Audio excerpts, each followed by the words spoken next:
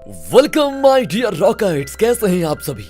हमारी कुछ वीडियोस जो कि स्पेनिश मूवीज पर बनी थी, उन्हें देखकर तो आपने अंदाजा लगा ही लिया होगा कि जहां सस्पेंस की बात आती है तो स्पेनिश मूवी को शायद ही कोई और मूवी टक्कर दे पाए। आज भी हम आपको दिखाने आए हैं सस्पेंस से भरी हुई एक स्पेनिश मूवी जिसका क्लाइमैक्स देखकर आप इस मूवी के फैन हो जाओगे। दो शातिर चोर जो छोटी मोटी चोरियां करते हैं, वे डिसाइड करते हैं कि भैया ऐसे तो गुजारा नहीं हो पाएगा, चलो कुछ बड़ा करते हैं, लाइफ में सेटल हो जाते हैं। इस एम्बिशन को पूरा करने के लिए वे एक प्लान बनाते हैं। वो क्या प्लान है और क्या ये लोग उस प्लान में सक्सेसफुल हो पाए, और क्लाइमैक्स में वो कौन सा ट्विस्ट है जो इनका इंतजार कर रहा है, ये सब जानने के लिए वीडियो को एंड तक देखिए और ज्यादा से ज्यादा शेयर कीजिए। तो चलिए देखते हैं ये स्पेनिश थ्रिलर सस्पेंस जिसका नाम है 9 क्वींस। बाकी दोस्तों, आप चैनल पर नए हो तो सब्सक्राइब जरूर कर दीजिएगा।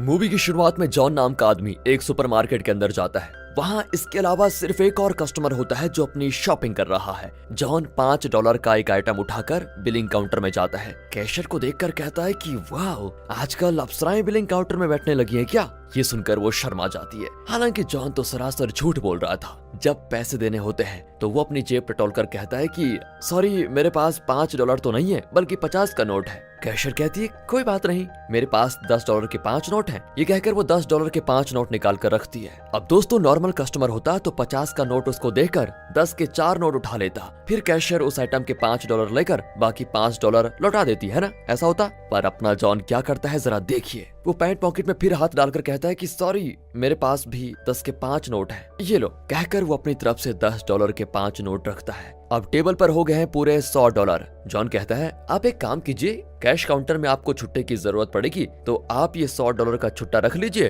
और मुझे 100 का नोट दे दीजिए। वो लड़की ज्यादा नहीं सोचती और 100 का नोट जॉन को देकर टेबल पर रखे $10 के 10 नोट उठाकर कैश बॉक्स में रख देती है। फिर जॉन एकदम ईमानदार इंसान की तरह अपने आइटम के $5 भी दे देता है। बातों में जॉन उसे इतना इम्प्रेस कर देता है कि वो ये नहीं सोचती कि टेबल पर रखे $100 में से 50 उसके ही थे।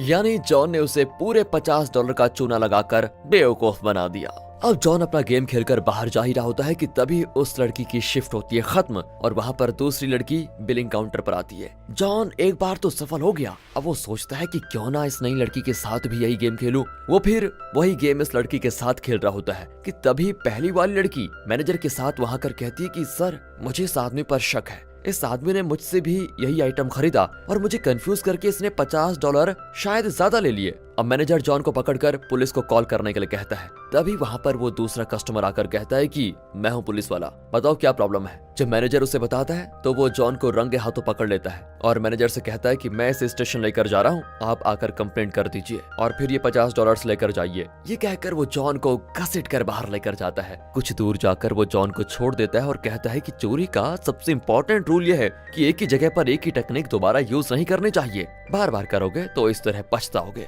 समझे। दरअसल दोस्तों, ये कोई पुलिस ऑफिसर नहीं है बल्कि जॉन की तरह एक शातिर चोर है। इसका नाम है मार्कोस। वो कहता है कि बेटा, अगर चोरी में एक्सपीरियंस चाहिए तो मेरा पार्टनर बन जा। कई जगह मार खाकर, कई बार पुलिस से बचकर मुझे जो एक्सपीरियंस मिला है, जो ट्रिक्स मैंने सीखी हैं, वो सब सिखाऊंगा। जॉन कहता है लेकिन मैं तुम पर विश्वास क्यों करूं। मार्कोस कहता है कि चोरी का दूसरा रूल ये है कि कभी अकेले चोरी मत करो, हमेशा पार्टनर के साथ चोरी करो। मेरा पार्टनर न जाने कहां मर गया, इसलिए मैं तुम्हें अपना पार्टनर बनाना चाहता हूँ। फिर जॉन भी मान जाता है। अब ये दोनों मिलकर 2 और 2 5 करने के लिए निकल पड़ते हैं। मार्को अपना पहला ट्रिक सिखाता है। इस दुनिया में अगर तुम किसी को बड़ी आसानी से चकमा दे सकते हो तो वो है आंटीज। जॉन पूछता है किसकी आंटी। अरे किसी की आंटी नहीं यार, जनरली आंटियां बहुत ही दरिया दिल होती हैं और इस बात का हम फायदा उठाएंगे।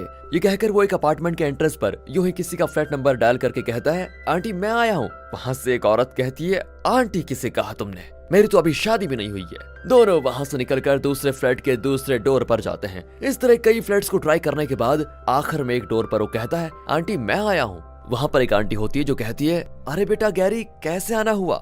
मार्कोस कहता है कि आंटी जी मुझे थोड़े पैसे चाहिए थे, मम्मी से पूछा तो वो मना कर रही है। आंटी कहती है ठीक है बेटा, मैं अभी लेकर आई। नहीं आंटी, मुझे जल्दी निकलना है, इसलिए अपने दोस्त को दरवाजे पर छोड़कर जा रहा हूँ, आप उसको पैसे दे दीजिए। ये कहकर मार्कोस जॉन को वहाँ खड़ा करके थोड़ा दूर चला जाता है। आंटी बहुत ही स्वीट मालूम होती है और नीचे आकर जॉन को कुछ पैसे देकर कहती है बेटा ख्याल रखना अपना। अब जॉन मार्कोस को पैसे देकर कहता है कि इस आंटी ने तो $100 दे दिए। साथ ही जॉन मार्कोस को एक गोल्ड रिंग देता है और कहता है कि आंटी ने ये भी दिया था और कहा कि ये गैरी की माँ के लिए है। अब मार्कोस कहता है कि चोरी का तीसरा रूल, किसी पर भी भरोसा मत करो। तुम चाहते तो इसे खुद रख सकते थे, तुमने मुझे क्यों दिया? जॉन कहता है कि मैं ये रूल्स वगैरह नहीं जानता था यार, मुझे तुम ट्रिक सिखा रहे हो, मतलब तुम मेरे गुरु हो और मैं तुम्हें धोखा नहीं देना चाहता। ये सुनकर मार्को को जॉन बहुत ही पसंद आता है और इस तरह शुरू होती है इनकी दोस्ती। अब $100 तो चाय पानी के नाश्ते में खत्म हो जाएंगे, इसलिए इसे डबल करने का एक और ट्रिक है मेरे पास।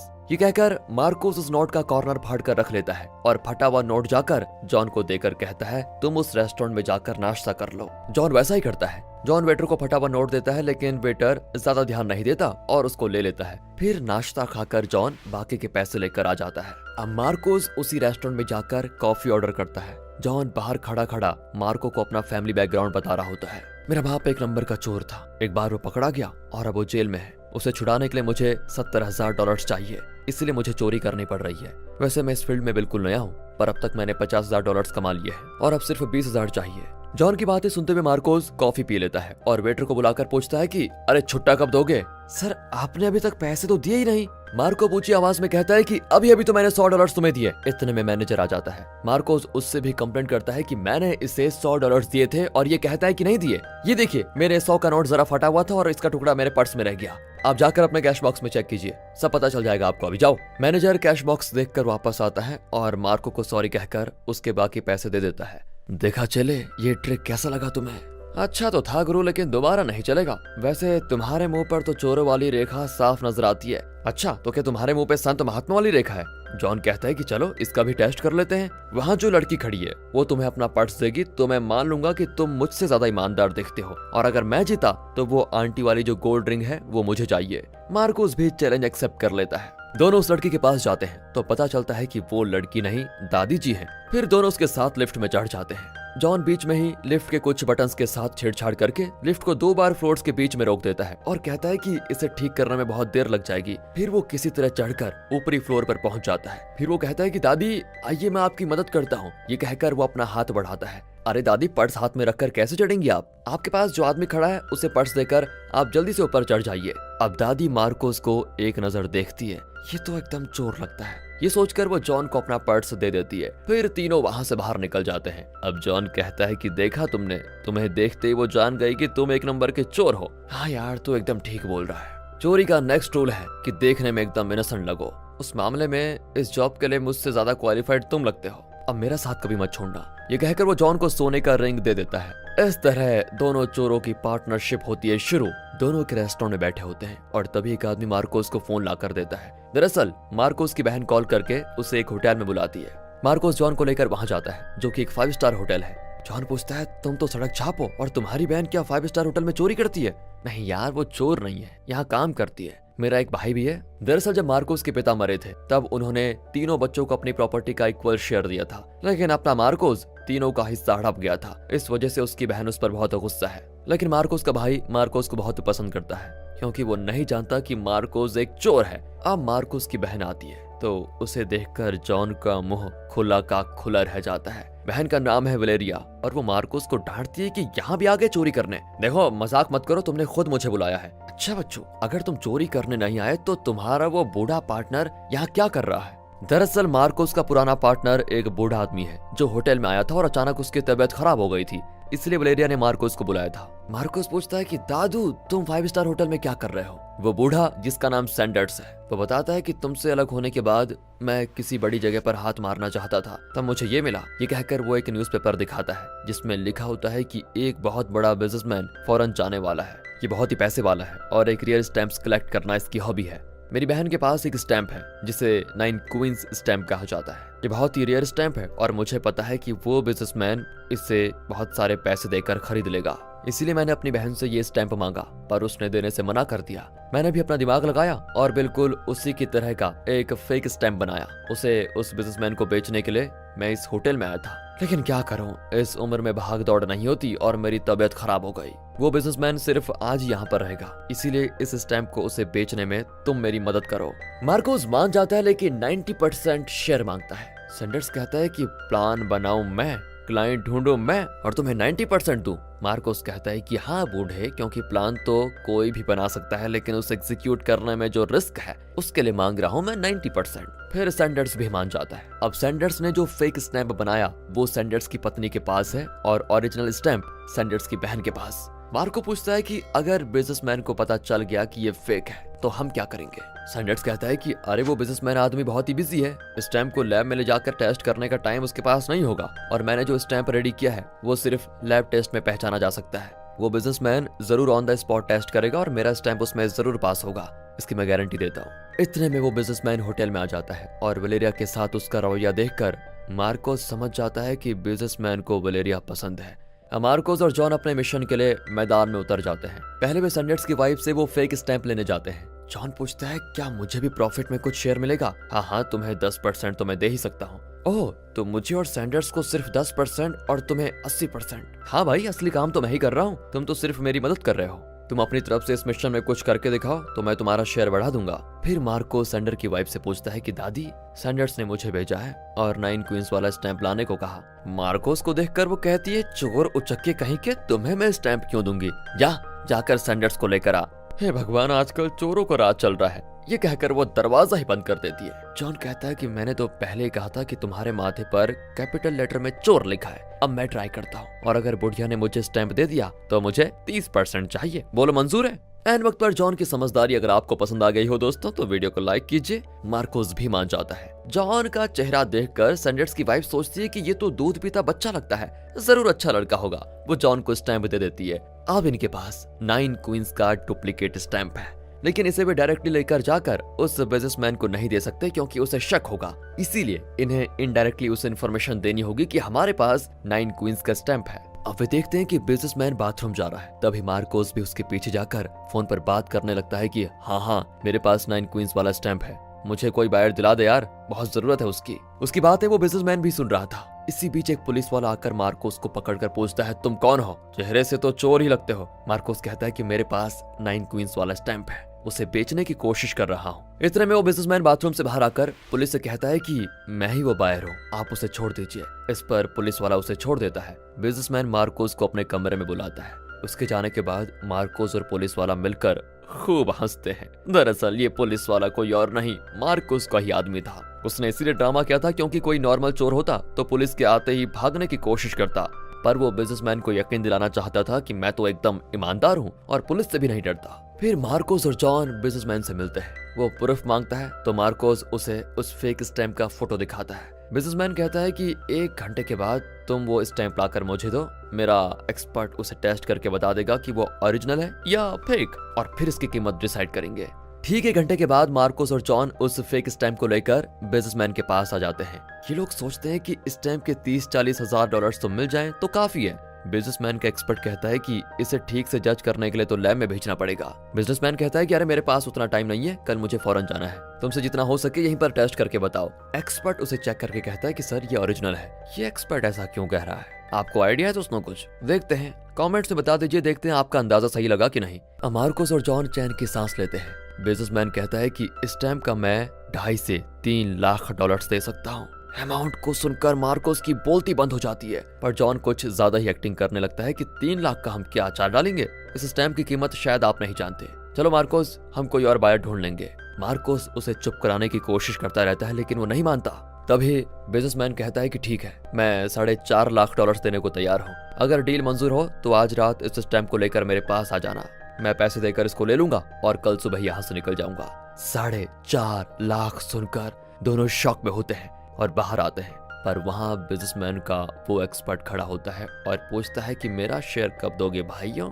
तुम्हें हम शेयर क्यों देंगे? वो इसीलिए कि तुम्हारा वो 2 टके का स्टैंप देखते ही मैं जान गया था कि वो फेक है। अब बोलो, मुझे शेयर दोगे या मैं अभी जाकर तुम्हारी पोल खोल दूं? मार्कोस भी उसे शेयर देने के लिए मान जाता है। बस अब इन्हें किसी की फिक्र करने की जरूरत नहीं। लेकिन तभी बाइक में 2 आदमी स्टैंप वाला बैग छीन कर लेके जाते हैं। रास्ते में वे बैग खोलते हैं तो उसमें सिर्फ एक स्टैंप देखकर उसे पानी में फेंक देते हैं। स्टैंप पानी में भीगकर बेकार हो जाता है। दोनों अपनी किस्मत पे रोते हुए बैठे होते हैं। लेकिन तभी मार्कोस कहता है कि ये तो फेक स्टैंप था, ओरिजिनल तो सैंडर्स की बहन के पास है, क्यों ना हम किसी तरह उसे लेकर बिजनेसमैन को बेच दें। फिर क्या था, दोनों सैंडर्स की बहन के घर जाकर कहते हैं हम आपका 9 क्वींस वाला स्टैम्प खरीदना चाहते हैं। वो पूछते हैं कि कितना दोगे। मार्कोस कहता है कि हम इतनी बड़ी रकम दे देंगे कि आप सोच भी नहीं सकती, हम $50,000 देने को तैयार हैं। वो गला फाड़ कर हंसती है कि मुझे पागल समझ रखा है क्या, वो स्टैम्प उससे भी ज्यादा कीमती है। फिर बातचीत के बाद वे 2.5 लाख के लिए मान जाते हैं और कहते हैं कि हम जल्दी पैसे लेकर आ जाएंगे और स्टैम्प लेकर जाएंगे। बाहर जाकर जॉन मार्कोस को डांटता है कि 2.5 लाख के लिए तुम क्यों मान गए, उतने पैसे कहाँ से आएंगे। मार्कोस कहता है कि टेंशन मत लो यार, मैंने अपनी बहन और भाई को उल्लू बनाकर उनकी प्रॉपर्टी का शेयर भी ले लिया है, उसके 2 लाख मेरे पास है, तुम 50,000 दे देना जो तुमने अपने बाप की रिहाई के लिए जमा कर रखे हैं। जॉन गुस्से में उसका शर्ट पकड़ लेता है कि मैं उन पैसों को हाथ नहीं लगाऊंगा, समझे, कोई और आइडिया है तो बताओ। अच्छा, मैं अपनी पूरी प्रॉपर्टी दांव पर लगा रहा हूँ और तुम हो कि इतना सा देने को तैयार नहीं हो। वो बिजनेसमैन हमें बहुत सारे पैसे देने वाला है और मैं तुम्हारा शेयर भी बढ़ा दूंगा, प्लीज 50,000 तो दे दो यार। अब जॉन भी मान जाता है। अब मार्कोस का 2 लाख और जॉन का 50,000 मिलकर 2.5 लाख वे सैंडर्स की बहन को देकर ओरिजिनल स्टैम्प खरीद लेते हैं। फिर मार्कोस उसको लेकर जाकर बिजनेसमैन को दे देता है, तो वो कहता है कि ये तुम क्यों लेकर आए, अपनी बहन को दो और उसे मेरे पास भेजो।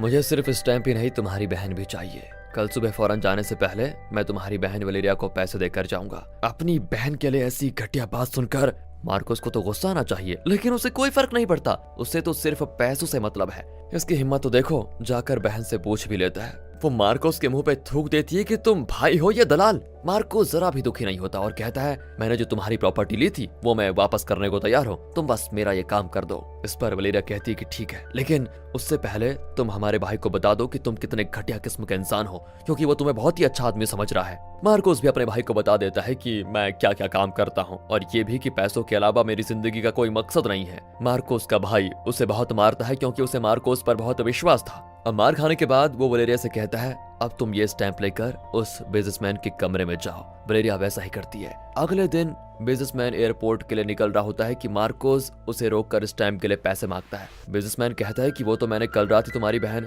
वलेरिया को दे दिया, जाकर ले लो उससे। मार्कोस भी वलेरिया के पास जाता है तो वो मार्कोस को एक ब्रीफकेस पकड़ाकर चली जाती है। उसके अंदर एक चेक के अलावा कुछ नहीं होता। मार्कोस वलेरिया से पूछता है ये क्या मजाक है, इस चेक को कैश कराने में तो मेरी जिंदगी निकल जाएगी, अगर बाउंस हो गया तो। वलेरिया की आंखों में आंसू होते हैं और वो कहती है कि कोई प्रॉब्लम नहीं होगी। उस आदमी का होटल का बिल लाखों में आया था, उतने पैसे इसी चेक से उसने चुकाए थे। पर मार्कोस को जरा भी परवाह नहीं होती कि उसकी बहन रो रही है और कल रात उसके साथ क्या हुआ होगा। वो तो बस पैसे मिलने की खुशी में जॉन को लेकर बैंक जा रहा होता है। तभी वो नकली पुलिस वाला मार्कोस को पकड़ लेता है और कहता है उस दिन मेरी एक्टिंग के पैसे तो तुमने दिए ही नहीं।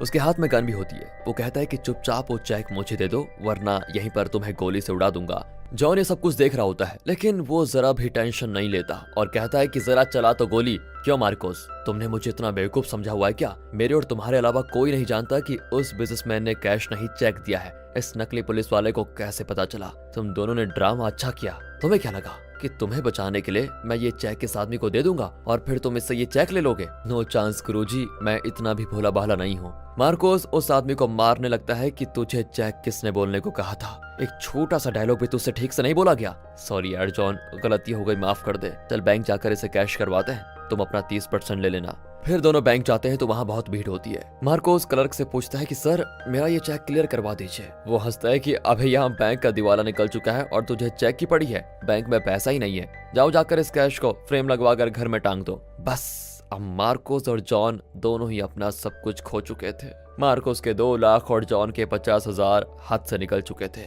अब इनके पास फूटी कौड़ी बची। दोनों एकदम शॉक में चौराहे पर खड़े होते हैं। जॉन कहता है कि अब मैं तुम्हारे साथ नहीं रहूंगा। ये कहकर वो गुस्से में चला जाता है और मार्कोस फिर अकेला हो जाता है। अब ये दोनों कभी आपस में नहीं मिलने वाले। जॉन एकदम मायूस होकर अपनी जगह पे जाता है जहाँ कुछ लोग ताश खेल रहे होते हैं। अब आप पूछेंगे कि इसमें सस्पेंस कहाँ है यार? वही तो दोस्तों अब खुलने वाला है। यहाँ पर सैंडर्स, उसकी बहन, वो बिजनेसमैन, उसका एक्सपर्ट, सब साथ बैठकर मस्त ताश खेल रहे होते हैं। सैंडर्स की बहन एक बैग जॉन को देती है। ये वही बैग है जिसमें मार्कोस और जॉन ने पूरे 2.5 लाख देकर उससे स्टैम्प खरीदा था। जॉन बैग लेकर एक टेबल पर जाता है जहां मार्कोस की बहन वलेरिया बैठी होती है और यहाँ आता है ट्विस्ट। दरअसल जॉन वलेरिया का बॉयफ्रेंड है। मार्कोस ने वलेरिया और अपने भाई को धोखा देकर प्रॉपर्टी में उनका हिस्सा भी हड़प लिया था जिसकी कीमत थी 2 लाख। उसे वापस लेने के लिए जॉन और वलेरिया ने मिलकर यह प्लान बनाया था। मूवी की शुरुआत में जॉन जानबूझकर उस सुपरमार्केट में गया था क्योंकि वो मार्कोस को फॉलो कर रहा था। उसने जानबूझकर कैशियर के साथ वो गेम दोबारा से खेलने की कोशिश की ताकि वो फंस जाए और मार्कोस उसे बचाने आए। वो जानता था कि मार्कोस अपनी शातिरी का डेमो देने जरूर आएगा और इस तरह वो मार्कोस के साथ क्लोज होता गया। जॉन ने उसे बताया कि मेरे पास $50,000 हैं, क्योंकि उसे पता था कि पैसों के लालच में मार्कोस उसे अपना पार्टनर जरूर बनाएगा। इतना ही नहीं, सैंडर्स जो कई सालों से मार्कोस का पार्टनर था, उसे मार्कोस ने धोखा दे दिया था, जिसकी वजह से वो मार्कोस से अलग हो गया। जॉन ने उसे भी अपने प्लान में शामिल किया और इन सब ने मिलकर ये स्टैम्प वाली कहानी मार्कोस को सुनाई। यहाँ तक कि वो बिजनेसमैन भी इनका साथी था। इस प्लान से बेखबर मार्कोस अपनी बहन और भाई से लूटे हुए 2 लाख दांव पे लगा बैठा, जिसे जॉन वापस वलेरिया के पास लेके आया। इस प्लान के दौरान इन लोगों को मार्कोस पर दया भी आ गई कि ये उल्लू बनने जा रहा है। ये लोग मार्कोस को माफ भी कर देते, लेकिन जब इन्होंने देखा कि मार्कोस पैसों के लिए अपनी बहन तक को किसी अजनबी के कमरे में भेजने को तैयार है, उसे जरा भी झिझक नहीं हुई। तब इन सब ने फैसला किया कि वो मार्कोस को 2 लाख का चूना लगाकर सड़क पर ला देंगे। इस पूरे कांड में इनका बोनस है वो सोने का रिंग, जो उस अपार्टमेंट वाली आंटी ने किसी गैरी की मां के लिए दिया था। जॉन ने उसे एक बैट में मार्कोस से जीता था। अब वो उसे अपनी गर्लफ्रेंड यानी वलेरिया को देकर शादी प्रपोज करता है। वलेरिया भी हाँ कहती है और जल्द ही दोनों की शादी भी होने जा रही है। और इसी ट्विस्ट के साथ 9 क्वींस नाम की ये मूवी खत्म होती है। और दोस्तों, आप हमारे दूसरे चैनल मूवीज वेदर की तरफ देख सकते हैं। अगर आपको अच्छा लगे तो लाइक एंड सब्सक्राइब। मिलते हैं अगली वीडियो में, तब तक के लिए गुड बाय, अपना ख्याल रखें and finally thanks for watching.